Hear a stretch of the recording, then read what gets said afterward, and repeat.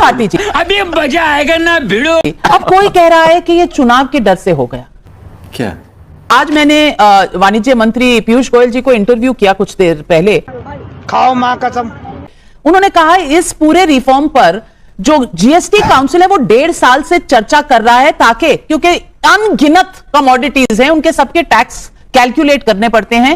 अच्छा, तो ये 2-4 दिन का एक्सरसाइज नहीं है, ये हम 1.5 साल से करते आ रहे हैं। इन छोटे मोटे प्रोग्रामों से कितना कमा लेते हो?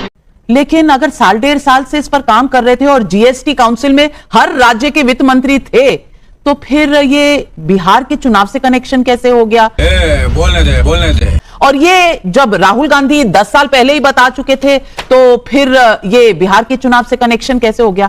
दलाल विरोधियों की बात कुछ समझ में नहीं आ रही, जरा समझा दीजिए। अभी बदत है भाई, अभी बदत है।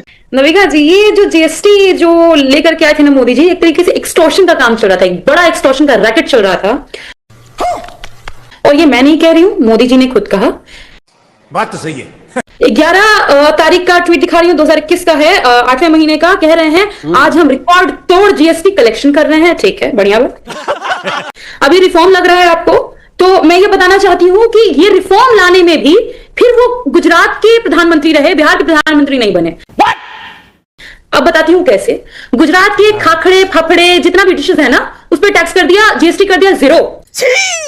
लेकिन बिहार के मखाने पे 5% अभी भी है। तुम्हें शर्म है कुछ? जो गया जी गए थे, मोदी जी रो रहे थे वहां पे, लिट्टी चोखे पर भी 0 है। लिट्टी चोखे पर भी 0 है। कमाल है। अब आप खाखरा फाफड़ा और लिट्टी चोखा पर भी आप डिवाइड कर देंगी देश को। जली ना, तेरी भी जली ना। अरे पहले सुनिए तो।